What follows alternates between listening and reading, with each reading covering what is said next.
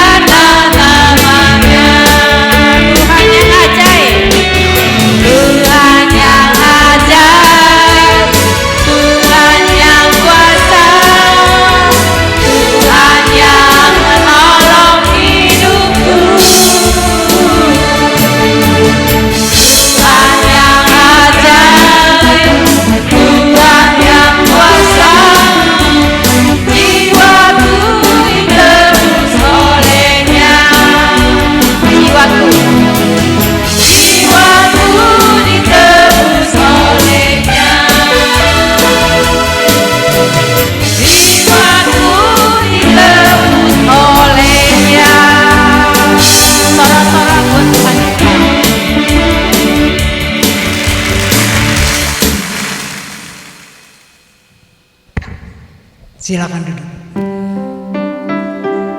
Mari kita berdoa. Dalam nama Bapa dan Putra dan Roh Kudus. Amin. Bapa, kami datang kepadamu membawa hidup kami yang kami persembahkan menjadi pujian dan penyembahan kepadamu. Sebab bukan sekedar apa yang keluar dari mulut kami, tapi biarlah tubuh, jiwa, roh kami persembahkan kepadamu. Layakan kami di hadapanmu, karena Engkau Tuhan yang setia. Harapan dan jawaban setiap kami, segenap hati kami persembahkan. Pujian yang keluar dari dalam batin kami hanya untuk menyenangkan hatimu.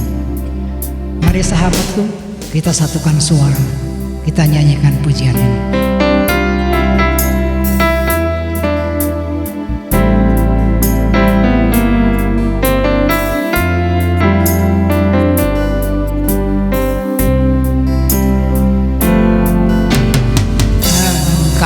Tuhan yang setia, sumber kekuatanku.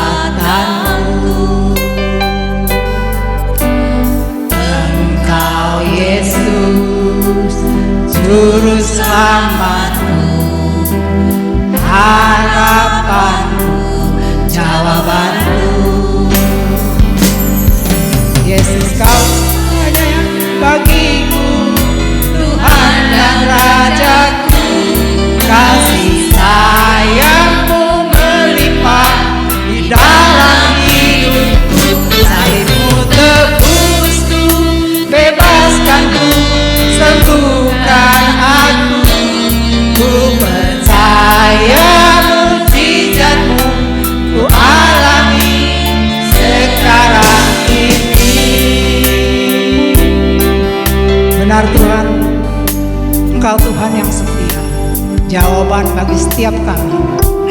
Engkau segalanya bagiku. Kasih-Mu melimpah di dalam hidupku. Mukjizat-Mu bebaskanku, sembuhkanku, pulihkanku. Mari saudara-saudara katakan sekali lagi, Tuhan yang setia.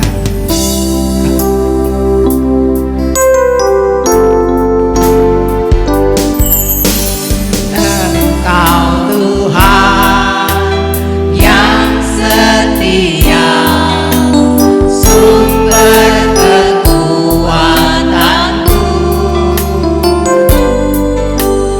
Engkau Yesus, juru selamatku, harapanku, jawabanku.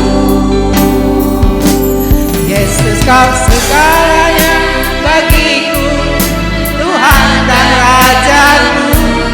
Kasih sayang-Mu melimpah di dalam hidupku. Salib-Mu tebusku, bebaskanku, sembuhkan aku. Ku percaya mukjizat-Mu ku alami sekarang ini. Yesus, Kau segalanya bagiku, Tuhan dan Rajaku. Kasih sayang-Mu melimpah di dalam hidupku. Salib-Mu tebusku, bebaskanku, sembuhkan aku. Ku percaya mukjizat-Mu ku alami sekarang ini. Yesus, Kau segalanya bagiku, Tuhan dan Rajaku. Kasih sayang-Mu melimpah di dalam hidupku. Salib-Mu tebusku, bebaskanku, sembuhkan aku. Ku percaya mukjizat-Mu ku alami sekarang ini. Salib-Mu tebusku,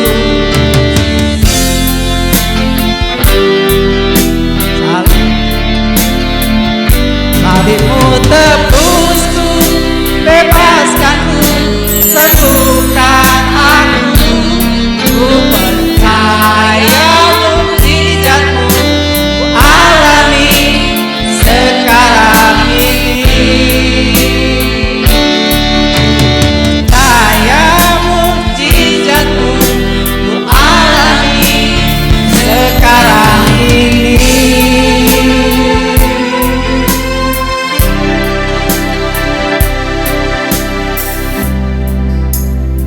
Nyanyian ini adalah pujian syukur kami, Tuhan. Kami ada sebagaimana kami ada saat ini adalah berkat karunia-Mu. Terima kasih ya Tuhan atas segala berkat yang kami terima hingga saat ini. Terima kasih Tuhan. Terima kasih Tuhan. Terima kasih Bapa. Terima kasih atas napas kehidupan yang boleh kami hirup hingga saat ini. Terima kasih Bapa. Terima kasih. Kami bersyukur dan berterima kasih ya Bapa. Kalau pada malam hari ini Kau izinkan kami kembali sini untuk memuji dan menyembah Engkau Tuhan. Itu semua karena kemurahan Tuhan. Terima kasih ya Bapa. Terima kasih ya Bapak.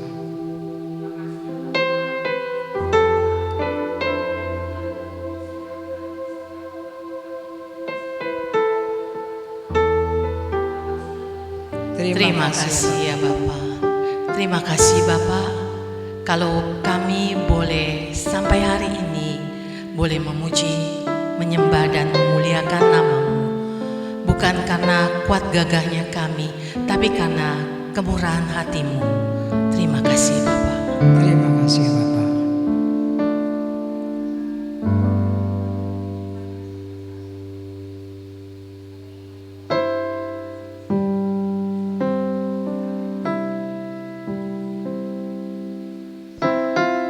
Terima kasih Bapa.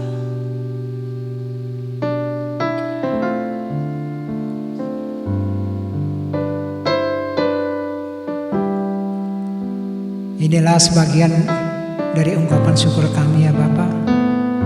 Begitu banyak kebaikan-Mu yang terdapat kami ungkapkan. Biarlah kasih-Mu selalu menyertai hidup kami. Terima kasih Bapa.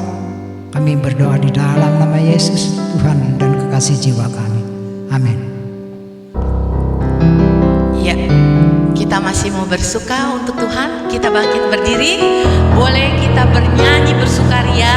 Kita boleh gerakan tubuh kita ke kiri ke kanan sesuka hati kita. Karena Tuhan senang kita memuji Tuhan dengan sukacita.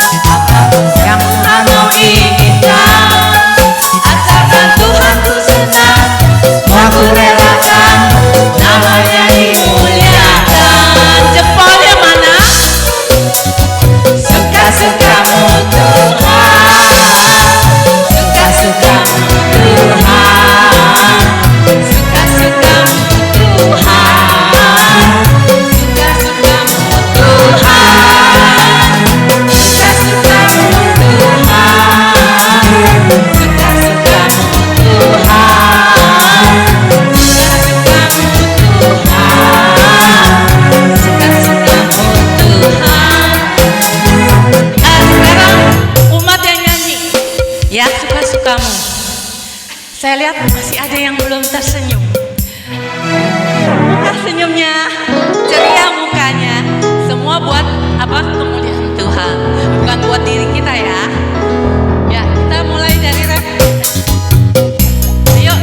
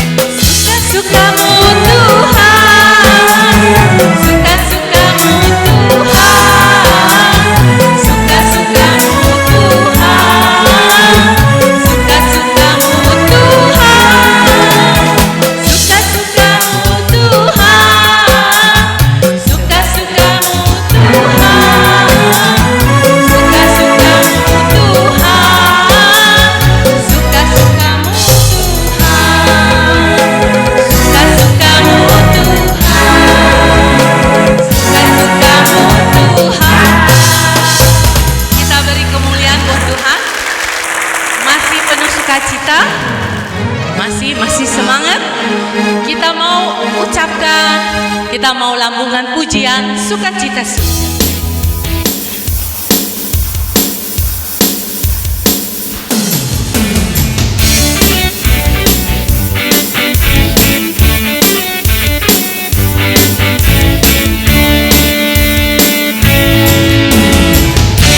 Sukacita surga, itulah kekuatan bagi jiwa.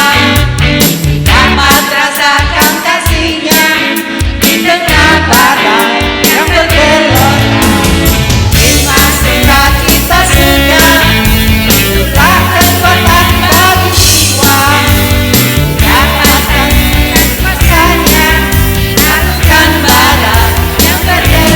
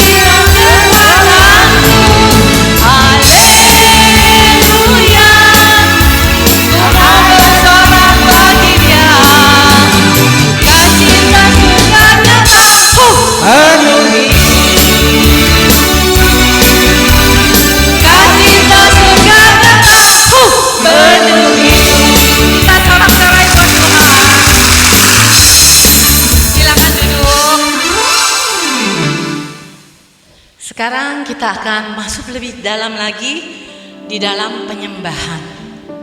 Mari kita serahkan semua diri kita. Kita mau lebih dekat, kita mau lebih lekat pada Bapa. Kita mau memenuhi ruang yang terdalam. Kita mau buka hati, pikiran kita dan jiwa kita untuk Bapa mengurapi kita pribadi lepas pribadi. Engkaulah kekuatanmu Bapa. Walaupun badai melanda diri kami, setiap pergumulan yang kami hadapi, kami percaya Bapa menyertai kami. Bapa memberikan jalan keluar yang terbaik untuk kami. Rancanganmu sungguh indah Bapa. Walaupun kami tidak mengerti apa yang menjadi rencanamu, apa yang menjadi rancanganmu, kami hanya percaya dan yakin apapun permasalahan kami, apapun kondisi kami saat sekarang ini, kami serahkan semua ke dalam tangan. Kami percayakan karena kami percaya Bapa senantiasa menyertai kita dan Bapa selalu menjadi perisai untuk hidup kita pribadi lepas pribadi.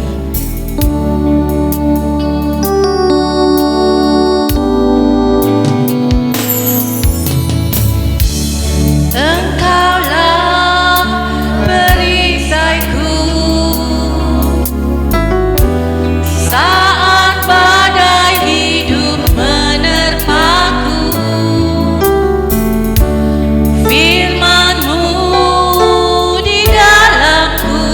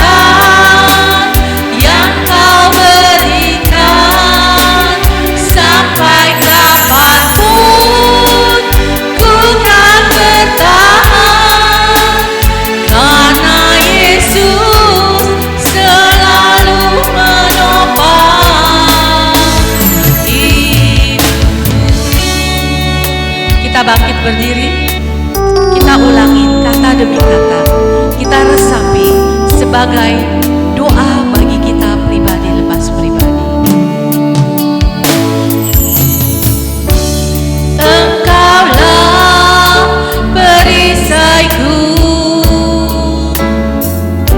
saat badai hidup menerpaku. Firman-Mu di dalamku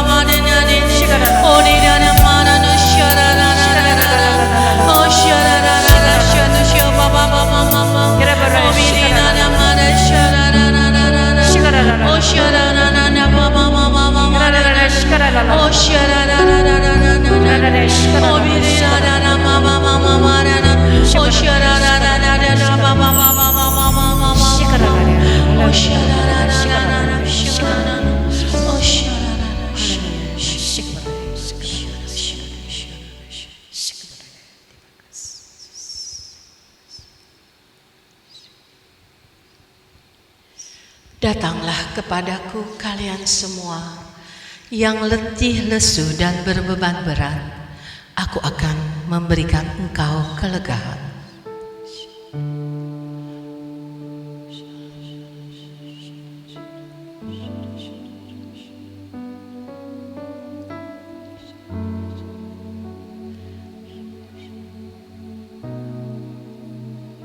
Pikulah kuk yang telah kupasang kepadamu. Kuk yang kupasang tidak akan melebihi kekuatan daripadamu.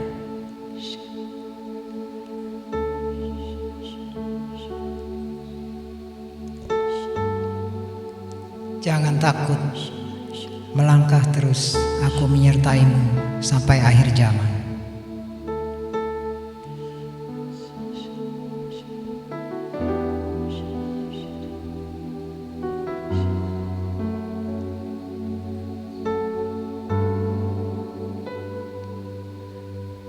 Datanglah kepadaku, anakku, mendekatlah. Aku akan memeluk engkau. Aku akan memberikan engkau ketenangan, kelegaan.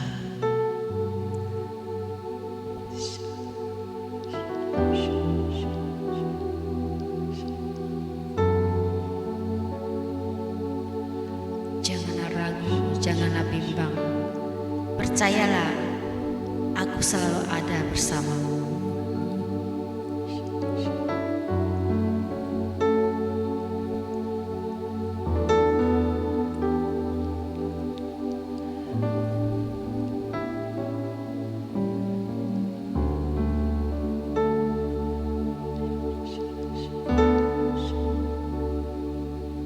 Akulah Alfa, akulah Omega.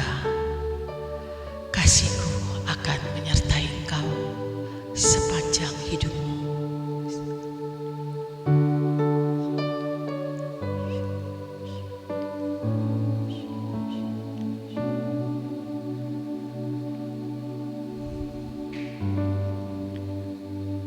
Bukan engkau yang memilihku, tapi akulah yang memilihmu.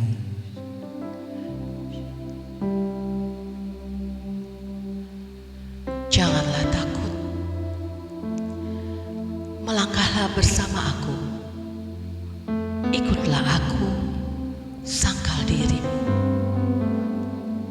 Pikulah salib yang aku berikan padamu.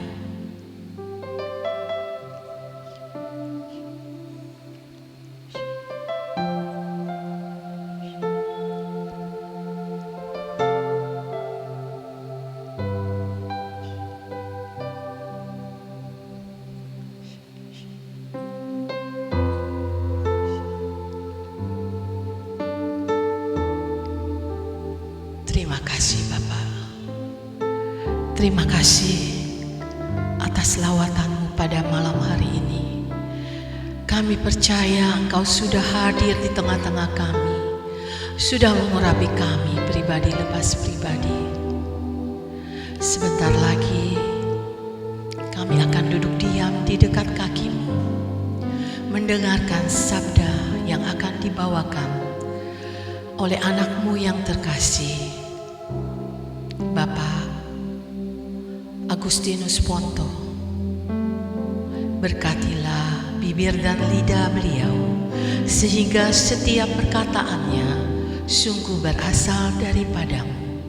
Kami percaya firman yang Kau tabur pada malam hari ini tidak akan pergi dengan sia-sia, akan menjadi rema buat kami pribadi lepas pribadi. Beracaralah Bapak, kami siap untuk mendengar. Kemuliaan kepada Bapa dan Putra dan Roh Kudus, seperti pada permulaan, sekarang, selalu, dan sepanjang segala abad. Amin. Dipersilakan Pak Agustinus.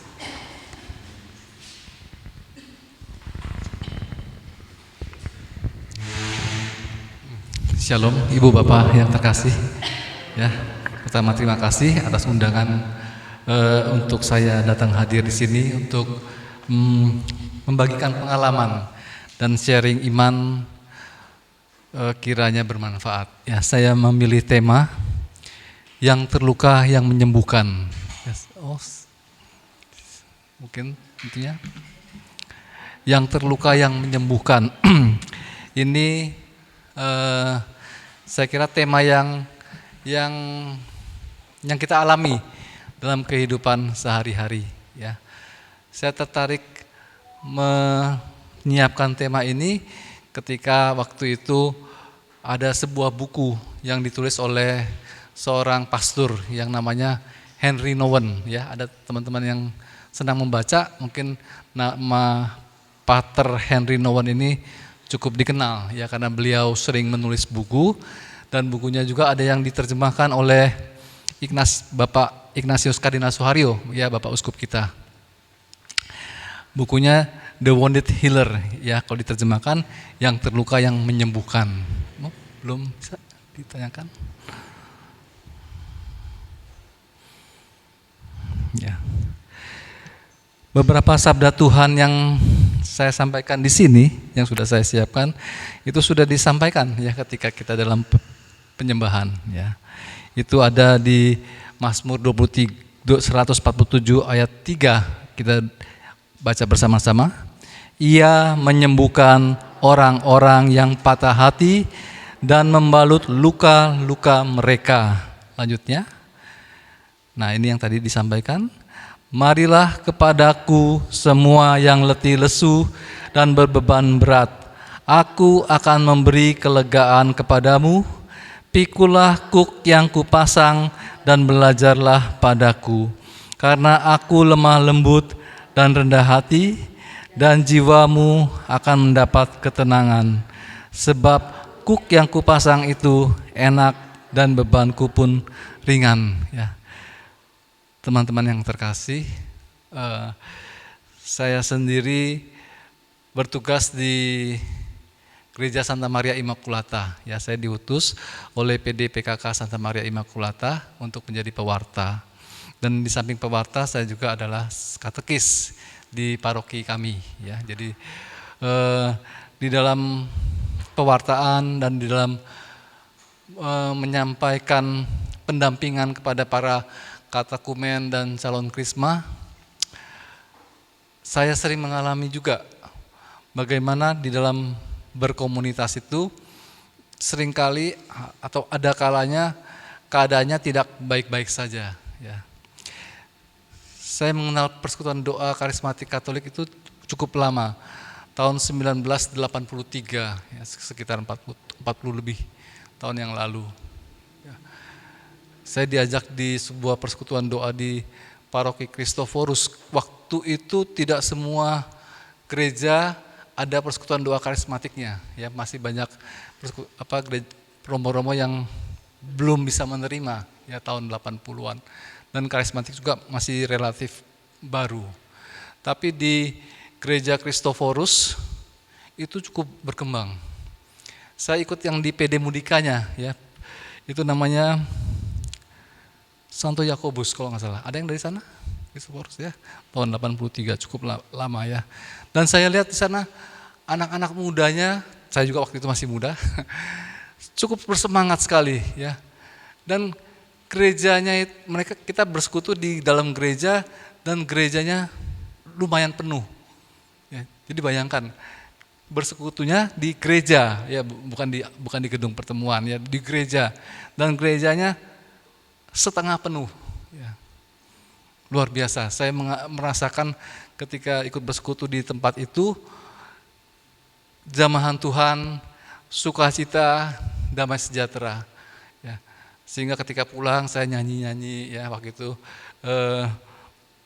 lagunya sangat berkesan karena baru pengalaman pertama ya, pengalaman baru mendengarkan lagu-lagu rohani yang dinyanyikan dengan sepenuh hati ya, sehingga pulang saya nyanyikan, besok-besoknya masih terngiang-ngiang lagu itu. Lalu waktu berlangsung terus-menerus, tapi ternyata semangat sukacita, damai sejahtera itu tidak menetap selamanya ya. Ketika kita berkomunitas, ada kalanya juga terjadi perselisihan. Ya, saya teringat pada waktu itu tidak lama ya, tahun 87 itu banyak tokoh-tokoh karismatik itu malah keluar dari gereja Katolik ya, mendirikan gereja lain, sehingga pada waktu itu saya merasa ragu-ragu apakah saya benar ikut persekutuan doa karismatik ini ya, karena ternyata kok tokoh-tokohnya malah keluar ya, dan cukup heboh pada waktu itu. Saya kira waktu itu Romo Sugiri juga ditegur sama Uskup Leo ya. Akhirnya saya tidak bersekutu lagi bertahun-tahun karena saya merasa jangan-jangan saya keliru memilih komunitas ya. Nah, tahun 90-an saya kembali lagi ikut bersekutu dan ikut tim ya. Waktu itu saya ikut di katedral, saya ikut retret awalnya di sana ya dengan Romo Sugiri, dan saya merasakan bahwa saya merasakan cukup nyaman ya, bertumbuh di sana ya. Kemudian diajak ikut tim, pertama ikut karena saya sudah ikut SHBDR itu berulang-ulang kali. Ketuanya tuh bilang kamu ikut jadi ketua kelompok saja ya, ikut ketua kelompok. Kemudian saya juga ikut diminta jadi tim juga. Nah, dalam berkomunitas itu seringkali terjadi perselisihan, dan dalam perselisihan itu saya melihat ada kalanya yang merasa tersisih atau terabaikan mundur satu persatu ya, sehingga kita menjadi persekutuan itu menjadi lesu gitu ya.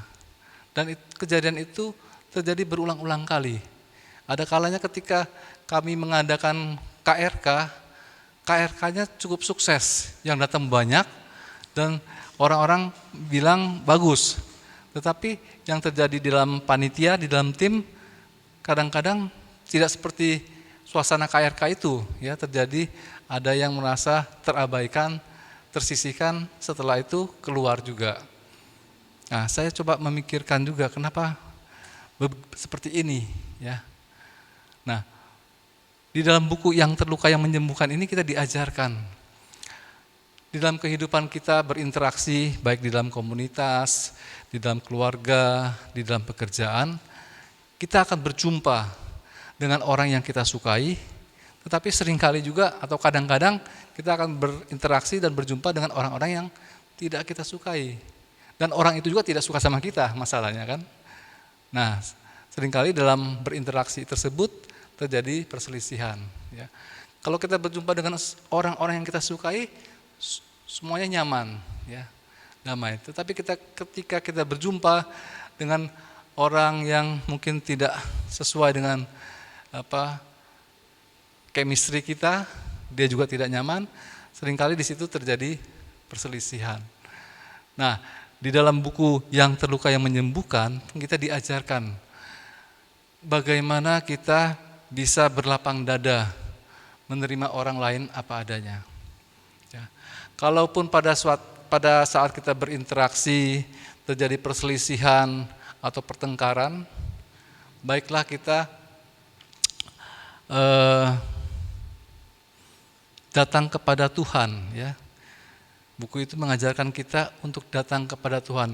Yang terluka yang menyembuhkan itu mengingatkan kita untuk menyembuhkan diri kita sendiri dengan kita datang kepada Tuhan. Kenapa? Karena kita ingat akan janji-janji Tuhan tersebut. Di sini dikatakan Ia menyembuhkan orang-orang yang patah hati dan membalut luka-luka mereka. Ini sabda Tuhan. Kemudian Tuhan Yesus sendiri berkata, marilah datang kepadaku kamu yang letih lesu dan beban berat, aku akan memberi kelegaan kepadamu, dan pikulah kuk yang kupasang, belajarlah padaku karena aku lemah lembut dan rendah hati. Ya, kita diajak dalam keadaan terluka, dalam keadaan berbeban berat, letih lesu, datang kepada Tuhan, karena Dialah sumber kekuatan. Dialah yang akan memberikan kelegaan, damai sejahtera, dan dialah yang akan menyembuhkan kita. Ya. Bagian kita datang kepada Tuhan. Jadi tema yang terluka yang menyembuhkan intinya mengajak kita datang kepada Tuhan. Mengatakan, Tuhan Yesus, saya datang kepadamu, saya letih lesu dan beban berat. Saya terluka karena teman saya menipu saya, atau saudara saya menyakiti hati saya, atau apapun juga yang membuat hati kita terluka. Datang kepada Tuhan. Ungkapkan apa yang membuat kita letih lesu dan beban berat. Ungkapkan apa yang membuat hati kita terluka kepada Tuhan. Jadi datang kepada Tuhan itu dalam suasana doa. Ya. Saya kira bagus kita praktekkan. Apalagi ini kelompok kecil ya. Kalau kelompok kecil lebih mudah kita saling mendukung. Karena yang terluka yang menyembuhkan itu adalah sebuah keterampilan. Enggak langsung praktek sekali langsung bisa ya. Kita lakukan berulang-ulang kali, dalam setiap kejadian kita mengalami ya. Saya bersyukur ketika menyiapkan bahan ini pun dalam prosesnya Tuhan mengajarkan saya bahwa kamu Agustinus jangan hanya baca aja, jangan hanya baca buku saja, tapi praktekkan dalam kenyataan. Dan dalam prosesnya juga saya mengalami ya, bagaimana di dalam komunitas ada gesekan, perselisihan ya. Pada waktu itu kami anggota Panapas ya, panitia Natal Paskah itu mempersiapkan persiapan untuk ini ya, Natal Paskah itu. Kemudian bagi-bagi tugas. Kebetulan saya waktu itu diminta untuk perlengkapan. Biasanya saya liturgi ya, tapi kali ini di rolling, disuruh perlengkapan. Perlengkapan antara lain menyiapkan kursi ya. Kami harus menyewa kursi-kursi. Ya, waktu itu sekitar 300 kursi yang harus kami sewa. Ternyata walaupun saya diminta perlengkapan, ada orang lain yang sudah memesannya.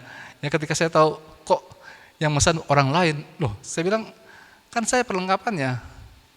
Saya merasa, loh, ini nggak sesuai dengan pembagian tugasnya. Ya. Waktu itu saya merasakan, loh, ini kok langsung yang melakukannya itu adalah orang yang mengurusin konsumsi. Saya bilang, loh, kamu ngurusin konsumsi kok kamu yang urus ini semuanya. Ya kalau gitu ambil aja semuanya. Jadi saya nggak usah ngurusin. Tapi saya pikir-pikir, kenapa saya harus terluka? Mengapa saya harus tersinggung dengan peristiwa itu? Ya. Lalu saya teringat, saya sini lagi mempersiapkan tema ini. Ya, saya datang kepada Tuhan. Ya Tuhan, saya datang kepadamu. Saya merasa terluka karena peristiwa ini. Ya, teman saya mengambil tugas saya. Saya datang kepadamu, mohon pengampunan. Ya, jadi mohon pengampunan karena kita tidak ada damai sejahtera. Ya. Karena kita mengalami sakit hati. Ya. Kita mohon ampun karena kita menutup hati kita akan damai sejahtera dari Tuhan karena peristiwa tersebut. Ya. Kalau kita mau mengampuni orang yang melukai hati kita, bukan karena utamanya bukan karena dia bersalah kepada kita, tapi kita mau mengampuni karena kita ingin membebaskan hati kita yang terbelenggu oleh rasa amarah dan sakit hati. Bisa ditangkap maksudnya? Ya. Kalau kita mau mengampuni orang yang menyakiti hati kita, mungkin orang itu telah menipu kita atau sengaja atau tidak sengaja melakukan perbuatan yang melukai hati kita, kita datang kepada Tuhan, mohon Tuhan beri kekuatan untuk kita bisa mengampuni orang lain. Mengampuni itu bukan supaya kesalahan atau dosa diampuni, tetapi utamanya saya mengampuni dia Supaya apa? Supaya saya terbebas dari rasa belenggu yang marah, sakit hati, ya, yang menutup hati saya dari damai sejahtera Tuhan. Intinya untuk saya sebenarnya. Kalau saya mau ngampuni, itu untuk saya. Supaya saya tidak terbelenggu oleh rasa amarah tersebut. Supaya saya tidak terbelenggu oleh rasa sakit hati tersebut. Jadi saya mengampuni. Ya, itu kita boleh mohon rahmat Tuhan untuk kita bisa mengampuni. Ya, itu bisa kita lakukan berulang-ulang kali. Ya, dengan doa, hal itu semakin hari akan membuat kita semakin terampil. Ya, dan hasilnya kita bisa mengampuni orang lain. Mengampuni juga berarti kita tidak selalu mengingat-ingat lagi kejadian itu. Ya, ketika melihat orang itu kita merasa sakit hati, marah, enggak. Ya, kalau ketika kita mohon rahmat dari Tuhan untuk kita bisa mengampuni, Tuhan akan memberikan rahmat pengampunan itu untuk kita supaya kita bisa dapat mengampuni. Ya, karena kita mohon kepada Tuhan. Karena janji Tuhan itu ya dan amin. Dia sudah mengatakan, marilah datang kepadaku, kamu yang letih lesu dan berbeban berat. Aku akan memberikan kelegaan kepadamu. Ya, apakah ini Tuhan hanya basa-basi? Tidak. Ya, ini janji Tuhan. Dan janji Tuhan itu ya dan amin. Tinggal kita praktekkan dalam kehidupan kita sehari-hari. Ya, kita datang kepada Tuhan, membuka hati kita dengan sepenuh hati, kita ungkapkan kepada Tuhan, Tuhan, saya merasa sakit hati, terluka karena peristiwa ini. Ya, mohon rahmat-Mu agar saya bisa mengampuni, supaya saya tidak terbelenggu oleh rasa sakit hati, rasa marah, dan sebagainya. Supaya saya beroleh kembali damai sejahtera daripada-Mu. Ya, kita hening saja, kita biarkan Tuhan bekerja di dalam diri kita. Ada kalanya perlu waktu, tidak sedikit. Ada kalanya juga tidak selesai pada hari itu juga. Kita perlu melakukannya itu berulang-ulang kali. Ya, sampai kita merasakan sungguh kasih Tuhan itu kita alami. Rahmat Tuhan itu kita alami dan kita merasakan damai sejahtera. Ya, kalau itu sudah kita dapatkan dan kita lakukan berulang-ulang kali, nantinya kita bisa lebih terampil lagi dan akhirnya kita bisa membantu teman kita untuk melakukan hal itu. Ya, saya kira semoga teman-teman bisa menangkap intinya. Ya, karena ini sederhana. Ya, kita nggak perlu belajar buku yang tebal-tebal untuk kita bisa menjadi yang terluka yang menyembuhkan. Kita tinggal ingat janji Tuhan. Ya, tadi kita sudah dibacakan. Ketika kita memuji dan menyembah Tuhan, itu pun sudah disampaikan ya oleh beberapa teman yang menjadi tim pujian. Ya. Dan janji Tuhan itu sungguh nyata. Kalau kita memang mau datang kepada Tuhan dengan sepenuh hati, janji Tuhan itu akan dinyatakan dalam kehidupan kita, di dalam doa kita. Dan kita akan mengalami bagaimana Allah turut bekerja mendatangkan kebaikan bagi setiap orang yang mengasihinya. Ya. Jadi teman-teman yang terkasih, kita penting membaca, merenungkan sabda Tuhan dan melakukannya dalam kehidupan kita sehari-hari. Ya. Oke, lanjutkan slide-nya. Nah, ini dia ya bukunya The Wounded Healer. Ada yang sudah pernah membacanya? Ya. Ada? Ini sudah diterjemahkan. Yang diterjemahkan judulnya Yang Terluka Yang Menyembuhkan. Ya. Pastor Henry Nouwen itu pastor Belanda, banyak berkarya di Kanada, itu melayani pertama imigran, ya orang pengungsi-pengungsi, kemudian juga terakhir dia juga membentuk komunitas dari orang-orang yang berkebutuhan khusus, ya kalau nggak salah anak-anak yang berkebutuhan khusus. Ya, apakah di gereja paroki ini ada misa untuk UBK, ya orang-orang yang berkebutuhan khusus? Nah, ini mungkin saya penting untuk sharing pengalaman. Saya mempunyai keponakan yang autis. Itu diketahui ketika umur 2,5 tahun. Ya. Kakak ipar saya sangat sedih ya ketika mengetahui itu, karena anak itu tidak bisa bersekolah normal. Ya. Disekolahkan tapi ternyata tidak bisa mengikuti ya, karena autis yang cukup parah ya. Biasanya orang autis itu juga tuli ya, pendengarannya sangat kurang ya. Dan juga tingkat intelijensinya juga rendah sehingga tidak bisa di sekolah normal. Pasti semua orang tua saya kira ya pasti akan sangat terpukul jika mengalami kejadian itu. Apakah di tempat ini ada ibu bapak yang mempunyai anak berkebutuhan khusus? Tidak ada ya. Kemudian apa yang terjadi bertahun-tahun saya melihat, saya merasakan karena itu keponakan saya, kakak dan ipar saya, dan kami sering bertemu.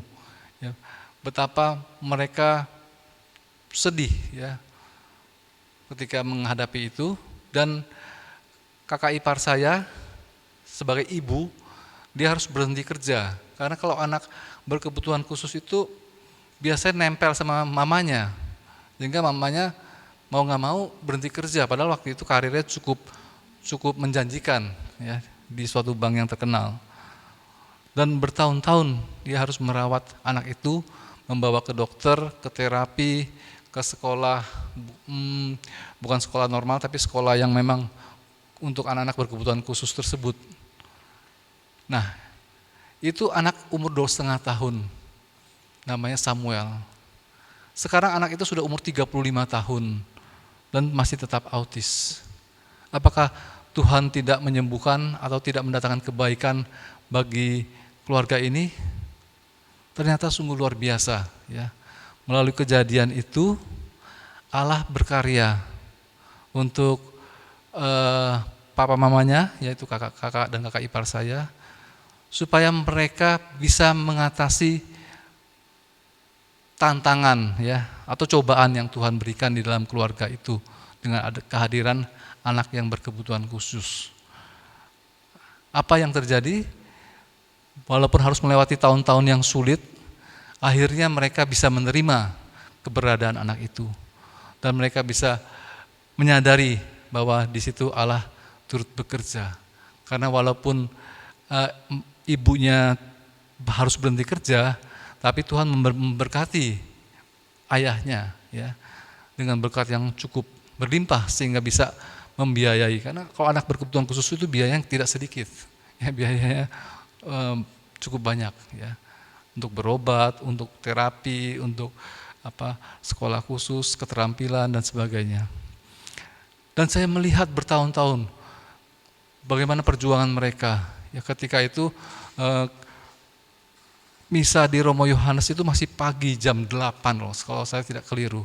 Sehingga kalau kita mau ke sana, kita harus berangkat itu sekitar jam 4, jam 5 pagi. Ya, pada masa itu. Kalau sekarang saya kira sudah dimundurkan jam 10 ya. Kalau waktu itu pasti jam 8 pagi. Berapa kali mereka datang ke sana ya karena mendengar ada kesembuhan datang. Tapi tidak sembuh-sembuh ya. Ada ke mana Romo Somar datang walaupun harus menunggu lama-lama. Nah, proses itu berlangsung bertahun-tahun dan hasilnya anak itu tetap autis ya, tidak ada perkembangan yang terlalu signifikan dari kebisaannya. Tetapi yang Tuhan ubahkan adalah hati dari ayah ibunya. Ayah ibunya bisa menerima dan merawat dengan penuh kasih anak tersebut ya. Sehingga akhirnya mereka dikenal di gereja bisa mengurus anak yang berkebutuhan khusus tersebut oleh pastor, oleh tim katekese diminta untuk mendampingi ya orang-orang tua yang mempunyai anak berkebutuhan autis, ada yang Down syndrome, ADHD, cacat mental, berbagai penyakit mental tersebut, ya. Ternyata lumayan banyak. Akhirnya waktu itu Paroki Trinitas, akhirnya terbentuklah komunitas dari keluarga yang mempunyai anak berkebutuhan khusus tersebut, dan setiap 2 bulan sekali diadakan misa UBK, misa untuk umat berkebutuhan khusus tersebut. Sampai sekarang, ya, Paroki Trinitasnya sudah dimekarkan dengan Paroki Santa Maria Immaculata, dan di paroki yang baru pun dilakukan itu. Dan itu sangat membantu orang tua yang mempunyai anak berkebutuhan khusus. Anak-anak yang spesial tersebut juga merasa terbantu dengan adanya komunitas tersebut. Nah, itu teman-teman bisa melihat bagaimana kejadian itu pasti melukai hati. Ya, tidak ada orang tua yang mempunyai bercita-cita mempunyai kehidupan seperti itu. Tetapi kalau Tuhan izinkan itu terjadi, bagian kita adalah mau membuka hati, datang kepada Tuhan. Ya, Dia berjanji, marilah datang kepadaku kamu yang letih lesu dan berbeban berat. Ya, letih lesu dan berbeban berat bukan hanya terluka. Ya, apapun yang membuat kita menjadi letih lesu dan berbeban berat, datang saja kepada Tuhan. Ya, karena Tuhan menjanjikan, aku akan memberikan kelegaan bagimu. Bagian kita hanya datang kepada Tuhan, mengungkapkan apa yang menjadi beban hidup kita, apa yang menjadi persoalan kita. Dan kita dalam keheningan, dalam suasana doa, berusaha beriman kepadanya. Menantikan bagaimana Allah turut bekerja di dalam diri kita, mendatangkan kebaikan. Walaupun hasilnya mungkin tidak seperti yang kita harapkan, waktunya juga tidak seperti yang kita inginkan, tetapi bagian kita adalah dituntut iman, ya, iman untuk kita percaya sepenuhnya kepadanya. Ya. Begitu teman-teman, ya. Nah, kemudian di sini saya ingin menunjukkan juga, karena di buku ini disampaikan. Ya, Injil Lukas 23 ayat 34. Ini yang diucapkan oleh Tuhan Yesus ketika di kayu salib. Sesaat sebelum ia wafat di kayu salib. Apa yang Tuhan Yesus katakan ketika ia sudah tergantung di kayu salib tersebut dalam keadaan yang menderita yang luar biasa, Tuhan Yesus mengatakan, "Ya Bapa, ampunilah mereka, sebab mereka tidak tahu apa yang mereka perbuat." Ini bisa menjadi teladan juga buat kita. Apakah Tuhan Yesus bersalah karena disalib? Tidak, ya, Tuhan tidak ada kesalahan yang dia perbuat, ya. Tetapi apa yang dia alami, orang-orang imam kepala, ahli-ahli Taurat, orang-orang Farisi memfitnah dia, ya, memprovokasi orang banyak supaya menghukum Yesus, menyalibkan Yesus. Nah, itu yang terjadi, itu yang dia alami. Tuhan Yesus mengalami disakiti, dilukai, difitnah, dikata-katai, tidak hanya secara mental, tetapi secara fisik. Kami di paroki pernah mengadakan pameran kain kafan Yesus, ya. Di situ kita bisa melihat betapa Tuhan kita Yesus Kristus itu mengalami penderitaan yang luar biasa, baik jasmani maupun mental. Dari jasmani itu kelihatan baik dari mahkota duri, cambuk, dan paku. Itu sangat luar biasa menyakitkannya dan membuat ia mati disalib. Tetapi apakah Tuhan Yesus selalu memaki-maki orang-orang yang memfitnahnya? Ya, Tuhan, biarlah orang yang menipu saya, memfitnah saya, biar mendapatkan hukuman yang setimpal. Enggak, Tuhan Yesus enggak ngomong seperti itu. Ya, Tuhan, balaskan segala sakit hati saya kepada orang yang sudah membuat saya seperti ini. Tuhan Yesus juga tidak mengatakan seperti itu. Ya, Tuhan Yesus tidak menyimpan sakit hati. Tuhan Yesus tidak berusaha membalas, ya, kejahatan yang ditimpakan kepadanya. Tetapi yang Tuhan Yesus katakan, ya Bapa, ampunilah mereka, sebab mereka tidak tahu apa yang mereka perbuat. Jadi Tuhan Yesus tidak melihat dirinya yang menderita sakit, tetapi Tuhan Yesus berbelas kasih kepada mereka karena mereka tidak tahu apa yang mereka perbuat. Sehingga Tuhan Yesus mengatakan, Bapa, ampunilah mereka. Ya. Ini juga bisa kita lakukan dalam kehidupan kita, sesuai tema kita, yang terluka, yang menyembuhkan. Kita mengatakan, ampunilah saudara saya, teman saya, siapapun juga yang telah menyakiti hati saya, karena mereka tidak tahu apa yang mereka perbuat, dan Tuhan, berilah saya damai sejahtera daripadamu. Ya. Jadi apa yang Tuhan sampaikan, apa yang Tuhan janjikan, itu bisa kita praktekkan dalam kita melakukan yang terluka, yang menyembuhkan. Nah, ini ada ciri-ciri orang yang terluka, ya. Lagu selanjutnya itu melakukan apa yang tidak diinginkan secara sadar, ya, akan ada trauma, mudah tersinggung, mudah marah, mudah mempertahankan diri, mudah menyerang orang lain dengan kata-kata, ya, yang menyakitkan, melakukan analisis berkelebihan, ya, kekhawatiran yang berlebihan, hidup dengan sebagian potensi saja, tidak bisa maksimal, ya, karena mengalami trauma seperti itu. Ya, saya teringat pada waktu mama saya baru meninggal, ya, sekitar tahun 85 pada waktu itu, saya hampir berbulan-bulan itu, waktu itu meninggalnya karena serangan jantung di Rumah Sakit Sumber Waras, ya, di Kiai Tapa tersebut. Selama berbulan-bulan saya tidak mau melewati rumah sakit tersebut karena saya mengalami trauma selama 70 hari, ya. Selama 70 hari itu saya menunggu. Pada zaman itu tahun 80-an tuh Rumah Sakit Sumber Waras tidak seperti sekarang. Sekarang sudah bagus, modern, ya.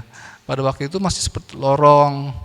Kami yang menunggu di sana itu menunggu di lorong. Ada yang bawa tikar, ada yang hanya bawa jaket lalu tidur di kursi-kursi yang ada. Karena kami harus menunggu orang-orang yang di ICU atau IGD. Karena sewaktu-waktu akan dipanggil sama perawat atau dokter. Ya. Nah, itu saya bergantian sama adik saya. Setiap malam, ya, 70 hari. Saya hitung sekitar 70 hari, ya, bergantian menginap di sana. Kalau adik saya sakit, saya yang ganti. Ya, kalau saya yang sudah lemah fisiknya, adik saya yang gantikan. Sampai akhirnya mama saya dipanggil Tuhan, meninggal. Dan setelah itu berbulan-bulan saya walaupun mesti paling dekat harus melewati rumah sakit tersebut kalau misalnya saya mau pergi kuliah, tapi saya lewat jalan yang lain yang harus memutar. Karena setiap kali melewati itu saya merasa trauma, ya. Saya merasa tidak nyaman. Jadi seperti ini yang dikatakan, melakukan apa yang tidak diinginkan secara sadar, ya. Tetapi akhirnya saya, kenapa saya harus begini terus, ya? Kan jadi aneh. Kok mau ke sana saya harus memutar ke sana karena hanya tidak ingin melewati rumah sakit tersebut. Karena melewati rumah sakit itu menimbulkan trauma.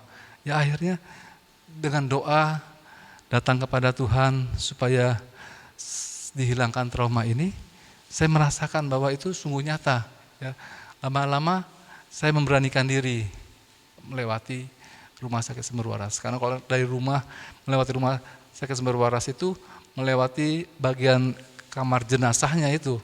Ya, seringkali saya juga merasa waktu pertama kali merasa merinding. Tapi setelah menjalankannya berulang-ulang kali, akhirnya sembuh, ya. Tidak ada lagi trauma ketika harus melewati jalan itu. Nah ini, ya teman-teman, ketika mengalami seperti itu, jadi terluka itu bukan hanya karena orang menyakiti hati kita, tetapi ada peristiwa yang membuat kita trauma, ya. Misalnya belajar berenang, tenggelam, ya, trauma. Bisa juga kita datang kepada Tuhan supaya kita dibebaskan dari rasa trauma, rasa terluka dan sebagainya. Ya. Intinya kita mempunyai Allah yang luar biasa, Allah yang maha kuasa, Allah yang maha pengasih dan penyayang. Bagian kita adalah beriman kepadanya, bagian kita adalah datang kepadanya dengan sungguh hati, dengan sepenuh hati, dan berusaha percaya dan beriman kepadanya. Itu dia ya. Jadi ada ciri khas tanda-tandanya bagaimana kita mengalami keadaan terluka tersebut. Juga ada dalam kisah-kisah dalam kitab suci, ya.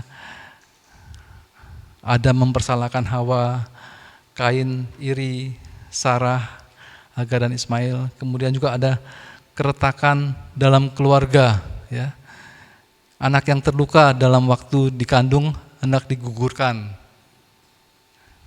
Bisa menyebabkan anak itu terluka, ya, karena waktu di dalam kandungan orang tuanya belum siap, nah, atau malah berusaha menggugurkan kandungan.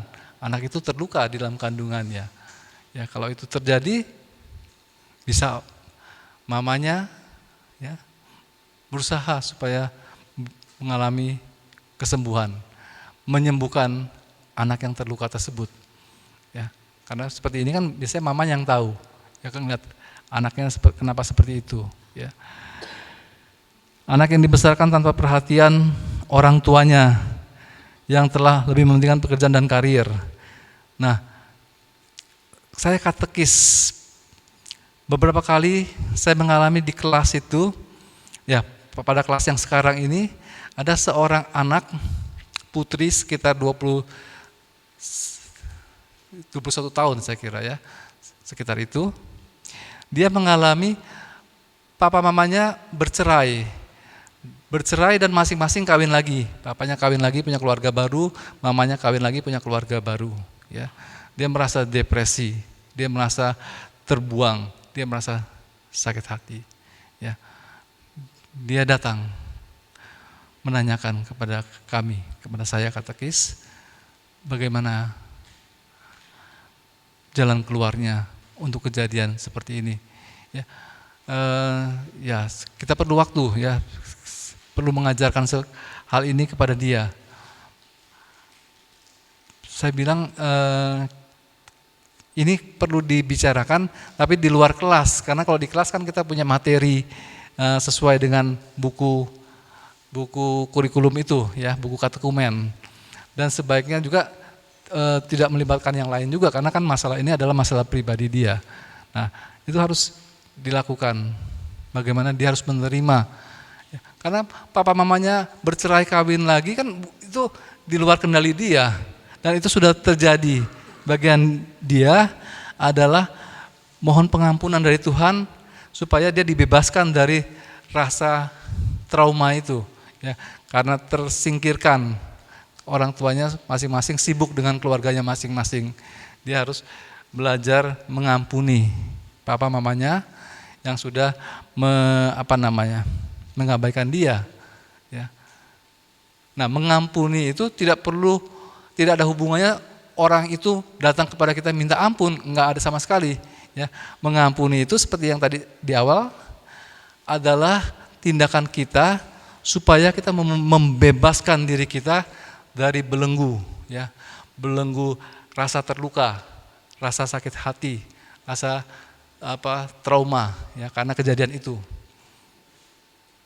Dan saya berdoa untuk anak ini supaya berhasil, ya, karena keterampilan ini tidak sekali praktek langsung jadi, ya, harus dilakukan dengan sungguh hati dan kita membangun relasi yang lebih dekat dengan Tuhan kita Yesus Kristus, ya.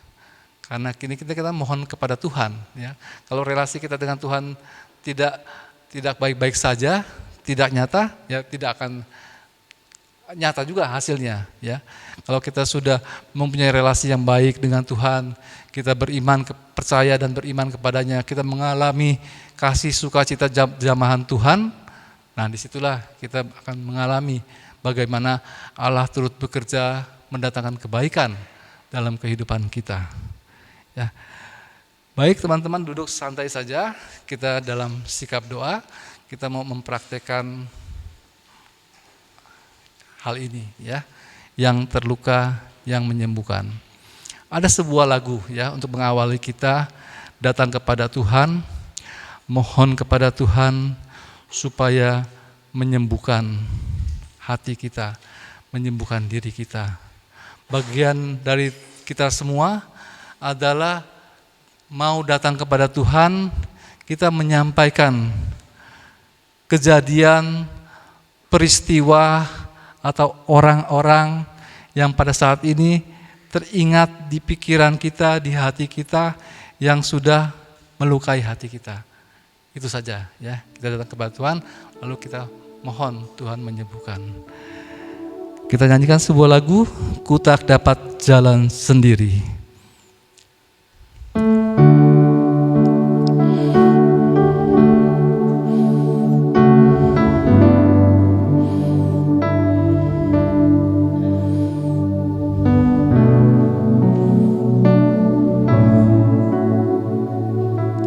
Ku tak dapat jalan sendiri,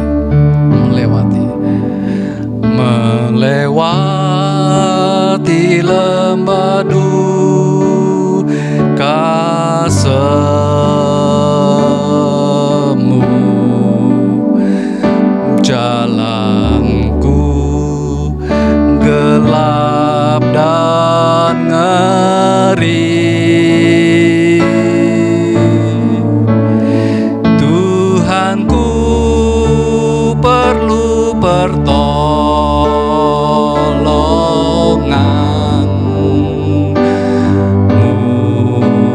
sebab ku tak dapat jalan sendiri. Ku tak dapat jalan sendiri. Ku tak dapat jalan sendiri. Tuhan, tolonglah daku, biarlah sinarmu menerangiku, sebab ku tak dapat jalan sendiri. Tiada orang yang menolong aku, tiada orang yang menolong aku. Ku sangat lemah dan letih.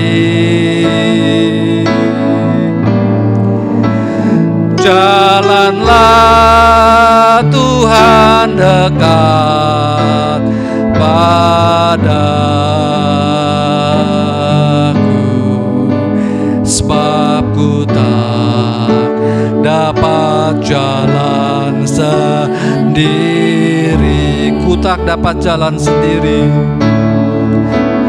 Ku tak dapat jalan sendiri.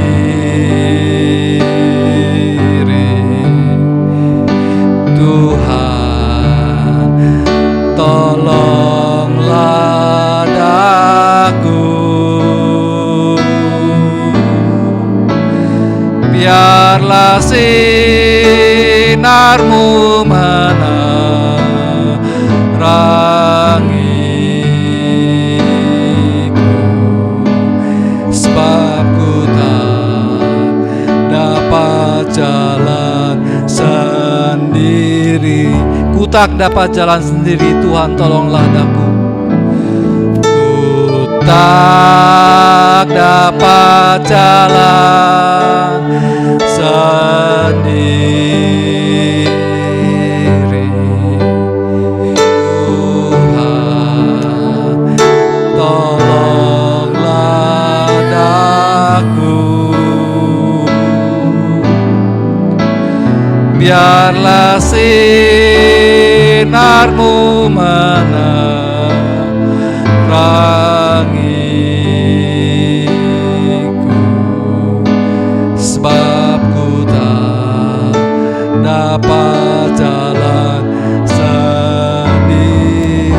biarlah sinarmu menerangiku. Biarlah sinarmu menerangiku, sebab ku tak dapat jalan sendiri. Sekarang kita mau datang kepada Tuhan.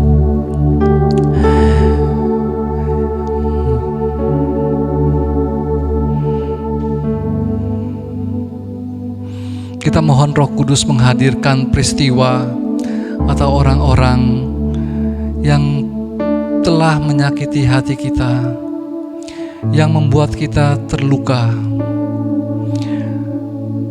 yang membuat kita trauma, yang membuat kita depresi. Kita mohon Roh Kudus menerangi akal budi kita, agar peristiwa-peristiwa itu ada di hadapan kita pada saat ini.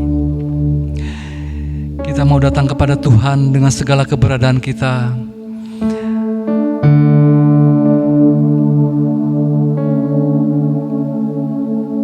Tuhan Yesus, lihatlah anak-anak-Mu di tempat ini yang datang kepadamu.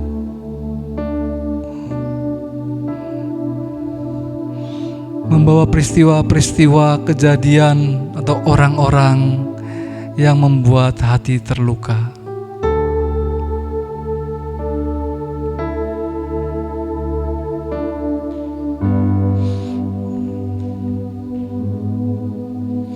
Engkau mengatakan, marilah kepadaku semua yang letih lesu dan berbeban berat. Aku akan memberi kelegaan kepadamu.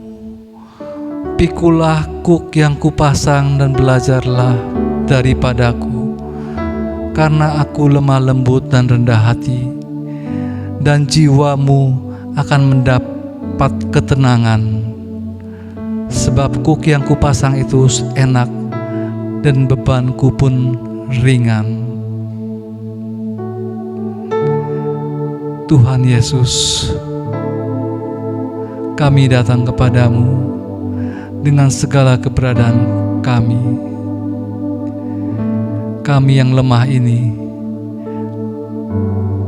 mengalami luka, mengalami kepahitan, mengalami trauma dalam kejadian-kejadian di kehidupan kami. Kami bawa ini ke hadapan-Mu, karena kami ingin mendapatkan kesembuhan daripadamu. Engkau telah berjanji supaya kami datang kepadamu, mendapatkan kelegaan kepadamu. Inilah kami anak-anak-Mu. Pandanglah kami yang berkumpul di tempat ini. Biarlah damai sejahtera daripadamu kami alami.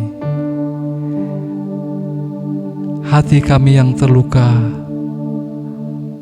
Engkau sembuhkan, Engkau pulihkan dengan kasih-Mu yang tidak terhingga. Tuhan Yesus, berikanlah kami rahmat pengampunan, agar kami dapat mengampuni orang-orang yang sudah melukai kami. Seperti Engkau sendiri mengatakan, ya Bapa, ampunilah mereka, sebab mereka tidak tahu apa yang mereka perbuat. Biarlah melalui pengampunan ini, kami semua terbebas dari rasa sakit hati, dari rasa terluka, dari rasa trauma di dalam hidup kami. Di dalam nama Yesus, segala luka disembuhkan, Di dalam nama Yesus, hati yang terluka dipulihkan. Di dalam nama Yesus, segala trauma dihilangkan, dibebaskan dalam nama Tuhan Yesus. Dalam nama Tuhan Yesus.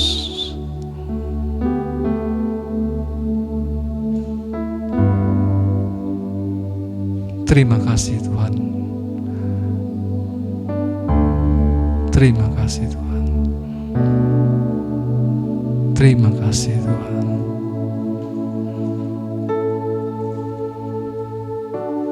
Amin. Ya.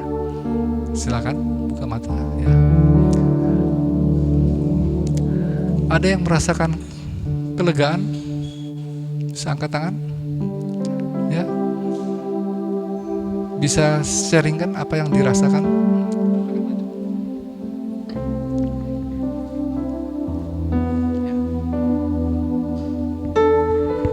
Ya jujur saya memang dulu sekali merasa dendam sama orang, sama kesal.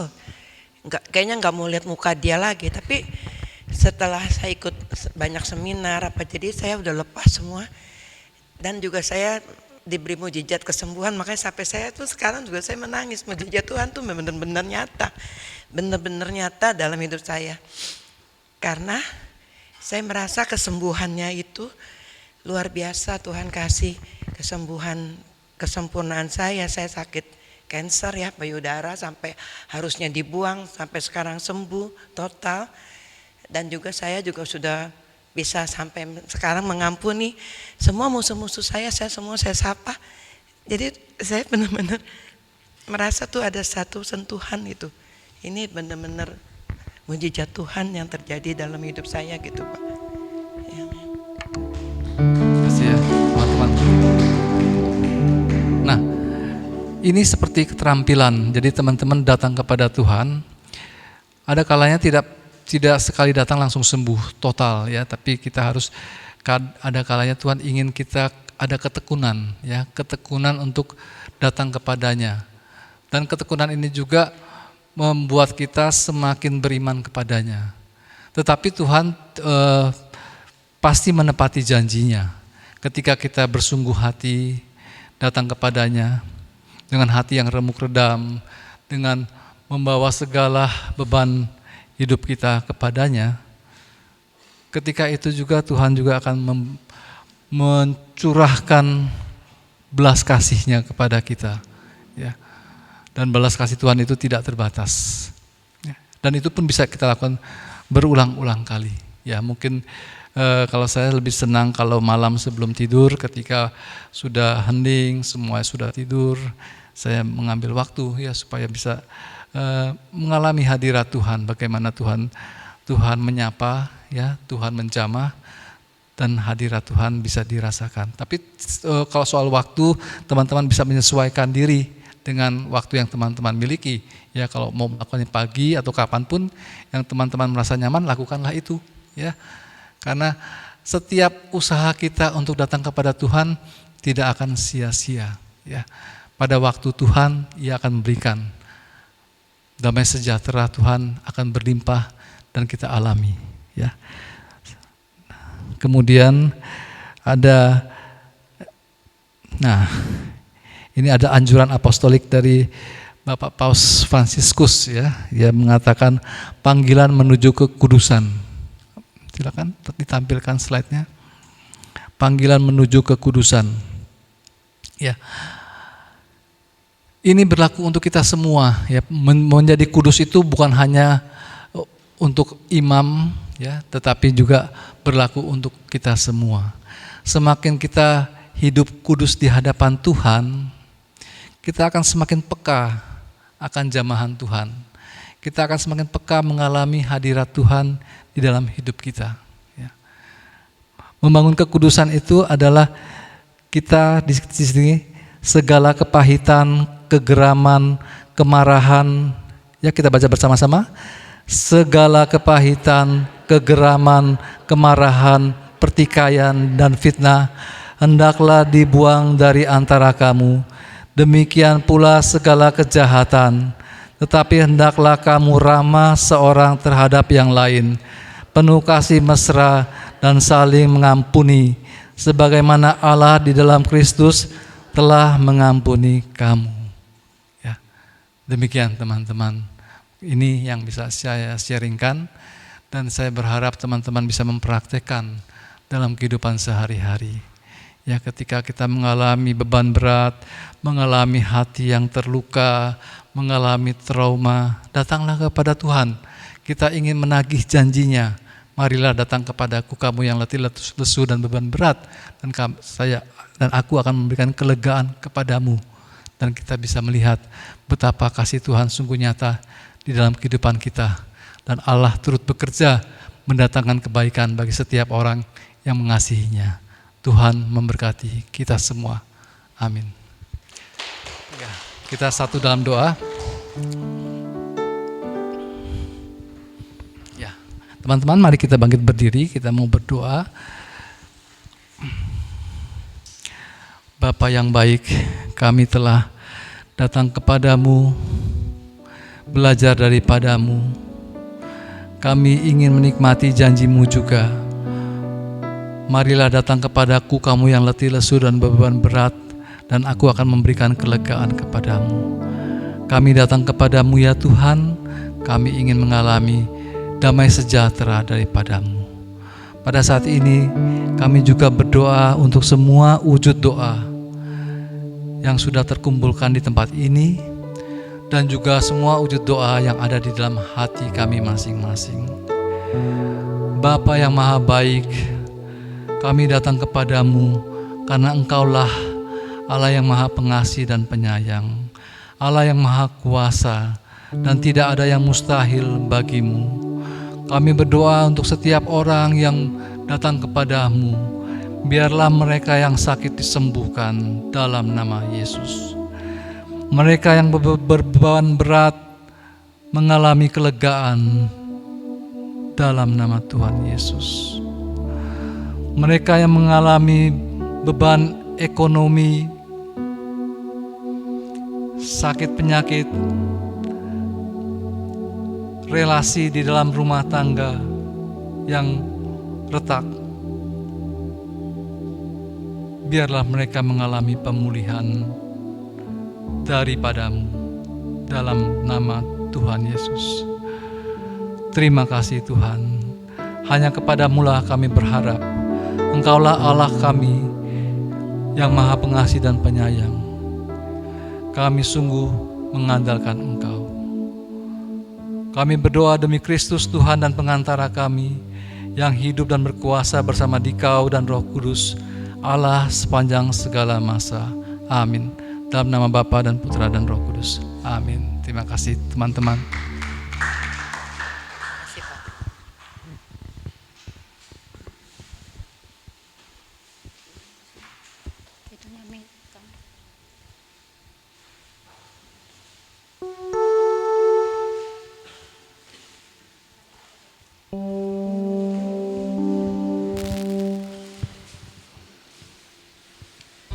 Terima kasih Pak Agustinus atas sharing firman-Nya. Semoga kami semakin dikuatkan untuk dapat mengampuni.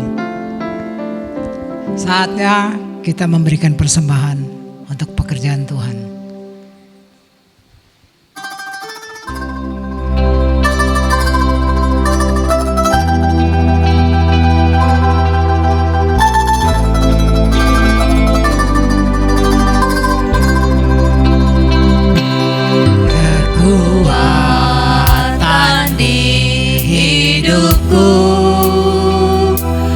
Ku dapat dalam Yesus.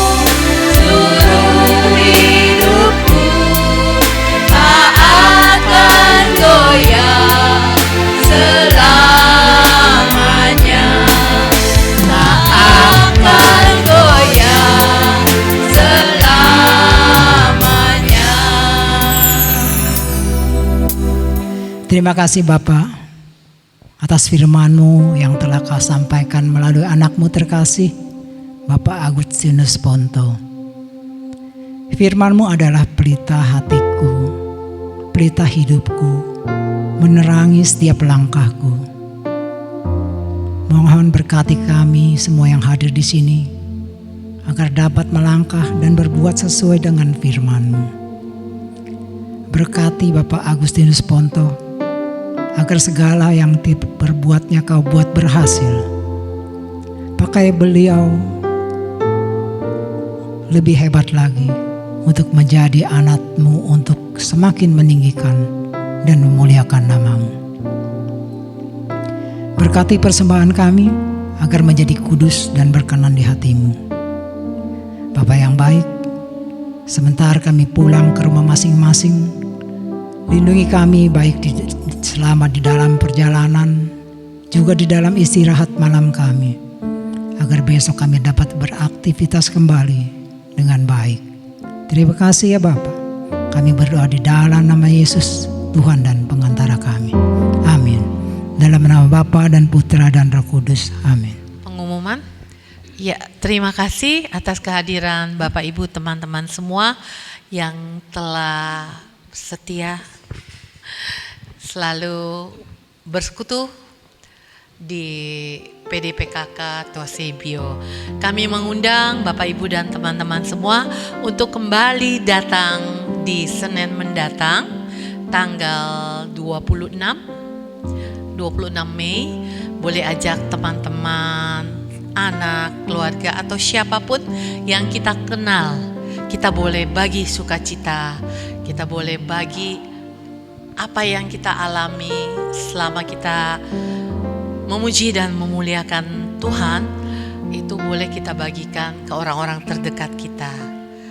Jadi kita boleh masing-masing lah, gak usah banyak-banyak, satu domba aja. Jadi biar bangku-bangku yang kosong boleh penuh dan seterusnya penuh dan penuh. Ya, seperti itu. Jadi walaupun sekarang bulan Rosario ya, banyak yang tidak hadir karena Rosario di lingkungan atau wilayah, tetapi ya bukan menjadi halangan untuk kita tetap bersekutu untuk memuji memuliakan Tuhan kita, baik di Tosebio maupun di dalam kehidupan kita pribadi, lepas pribadi. Untuk tema nanti akan menyusul dengan pewarta yang juga akan diinfokan. Ada pengumuman lain? Oh ya, pembicaranya sudah ada ternyata. Pembicaranya Bapak Hansenku. Ya, terus juga ada ini titipan untuk renovasi gereja asrama. Gereja renovasi asrama dari Suster FSGM di Lampung. Jadi bagi Bapak Ibu yang tergerak, ada nggak flyernya? Bagi Bapak Ibu yang tergerak hatinya untuk memberikan bantuan, nanti boleh menghubungi dari tim kami untuk nanti akan di-share. Itu boleh, karena asramanya banyak genteng-genteng yang bocor, ada yang perlu diperbaiki. Jadi yang tergerak boleh untuk memberikan sedikit dari hasil yang kita punya untuk membantu asrama Susteran FSGM di Lampung. Terima kasih, Tuhan Yesus memberkati. Mari saudara-saudari kita bangkit berdiri, kita tutup dengan lagu Jangan Lelah.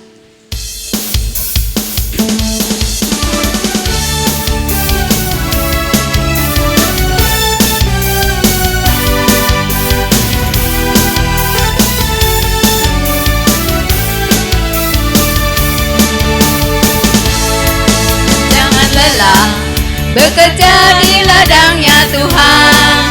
Roh Kudus yang memberi kekuatan, yang mengajar dan menopang. Tiada lelah bekerja bersamamu Tuhan, yang selalu mencukupkan.